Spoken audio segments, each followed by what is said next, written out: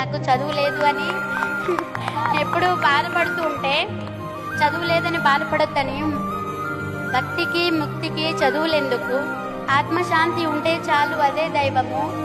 చెరువులోన చాపకెవరు ఈత నేర్పిరి, బావిలోన కప్పకెవరు భాష నేర్పిరి, అడవిలోన అమసకెవరు ఆట నేర్పిరి, ఆ చెట్టు మీద కోవెలకెవరు పూత నేర్పిరి, ఆ పుట్టలోన పాముకెవరు బుసలు నేర్పిరి, ఆ పుట్టిన బాలుడికెవరు ఏడ్పు నేర్పిరి అని మా అమ్మమ్మ నానమ్మ నాకు ధైర్యం చెప్పి, నేను చదువుకోలేదని బాధపడుతుంటే ఇంకా చాలా అంటే చాలా చెప్పారు.